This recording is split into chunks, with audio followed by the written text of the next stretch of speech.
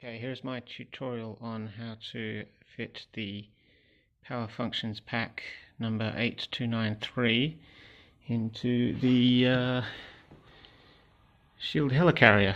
So I saw another YouTube tutorial on this, and it involved taking the wall out of the bridge command center, and I didn't really like the idea of doing that, so I came up with another way.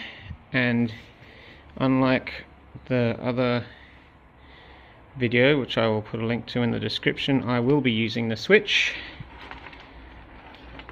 and of course the light and the motor and the battery pack, and I will also be using these parts out of the little pack of gears and things.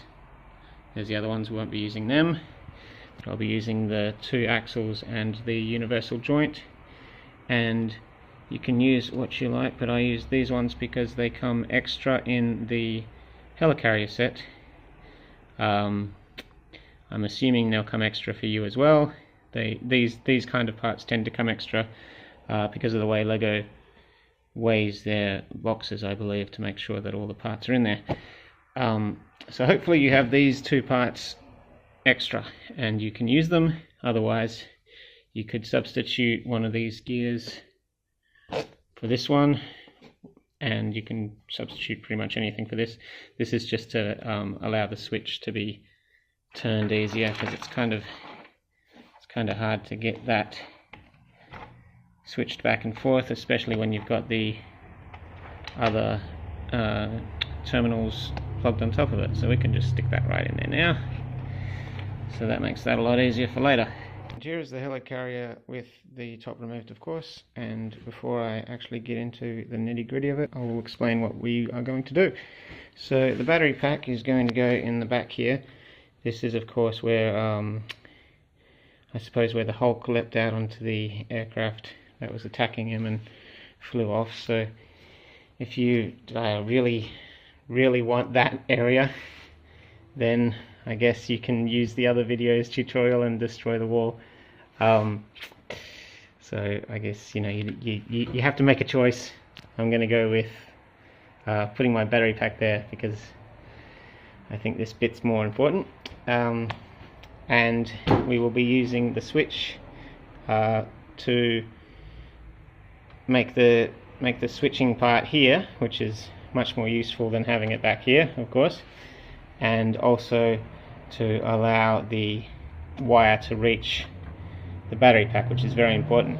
And this is the hardest part, is to get the wire through this gap here, because this gap is very tight and this section of the build is very well put together. So it's really difficult to take it apart. You'd have to take almost the entire thing apart in order to get to that area. That's going to be the most difficult part of this setup, and so that's what I'm going to do now.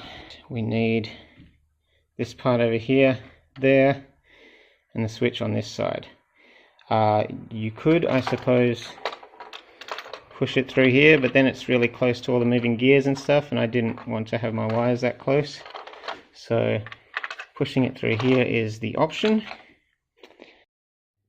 Okay, so to do this I recommend using the clear stick that you get in order to, you know, hold up your aircrafts and the Quinjet and what have you. So we're going to be using this as a tool to help us get it through. Also remove these parts here. That'll make it a lot easier to access the area. And the other thing that you need to make sure to do is keep it high, because there's a piece here that makes it want to kind of get shoved up against, and the gap it has is only as wide as the part itself. So you don't want it to get like angled, because then it'll have a hard time getting it through, and we'll also have a hard time getting it back out. So keep it high, and it can run along the edge of the top of that, so it doesn't actually go into the window part. It's one of those window pieces that you have to look out for. And so we will be doing this now. Remember, this side goes there, so we want to go this direction. because obviously we're never going to get this through there.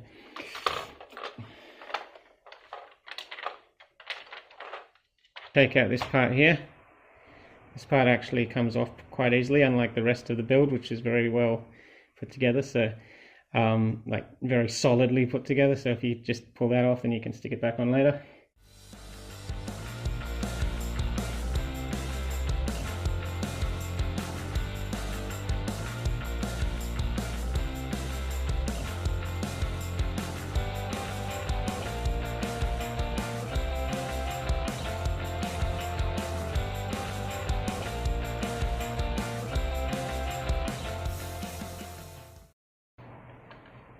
Now that it's all the way out that way, I'm going to use this tool to make sure that it goes the right direction. Okay, so that was the worst part of it. Now that that's done, we can get on to the rest, which is very, very easy now that we've done that. So that's going through here, and that switch is on that side, so that's great. That switch is going to end up here. So you can just plug that in right there. And now we will hook up the battery box. So we want it to be this direction. So we want it to be in there like this, because we want this bit as close to the switch as possible, and be facing up because it gets in the way if it's down, it's not big enough. And we also need to set up some things. So we're going to put one of the axles through the battery box. This will allow it not to fall, because this area is just kind of an empty area, and if you just put it in there by itself it's going to flop around. And we're going to stick that one on that side, and we are going to get the universal joint and put that one on the other side, like so.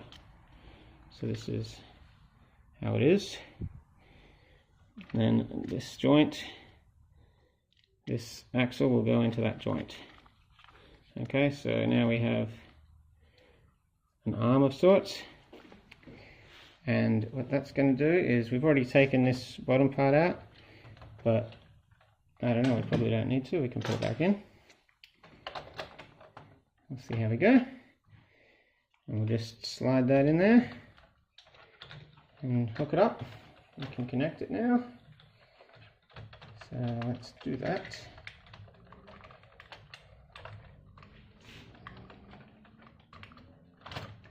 You're now connected. Now, so we have the axle here. This axle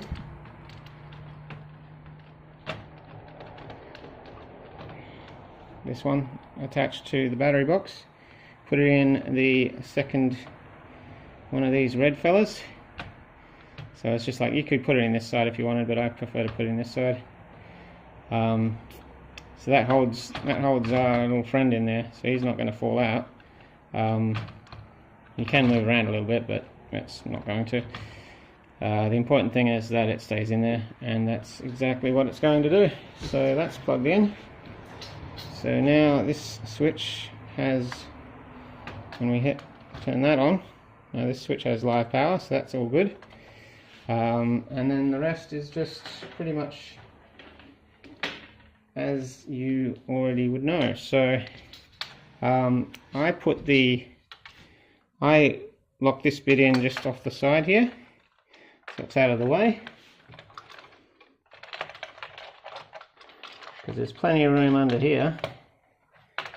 And then we can wire that up to the front, avoiding all the console area. Just push it around the side and in the front there.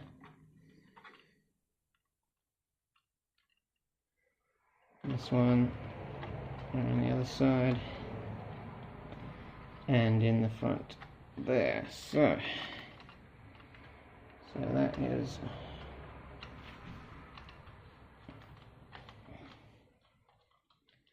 that is all wired up, as you can see. Sorry about that. As you can see, so the wires are clear. the wall is intact, which was the important thing for me, and our battery box is there, and now we can just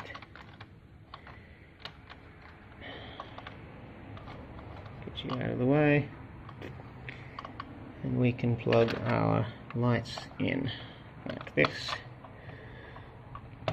Okay, so lights are in. So then we can, if we want to switch it on, it's hard to see with the light on it, but yeah, you can see that on and off.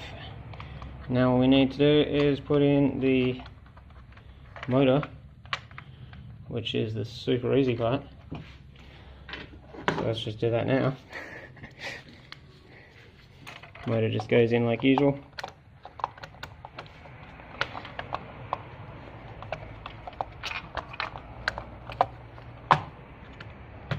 There you go. And connect it up. And there we go. All, you can just shove these wires in here because we don't need them. And well, there we go. Okay, so the reason it stopped was because of the last point.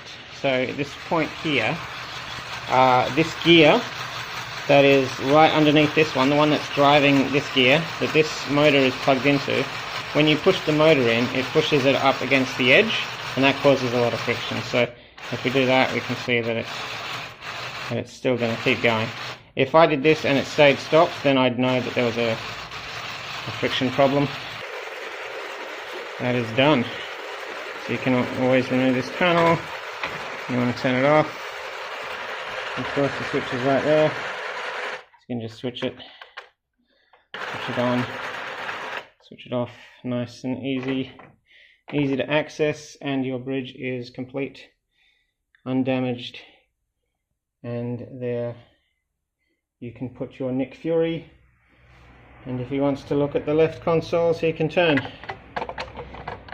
So thank you for watching, and have a nice day.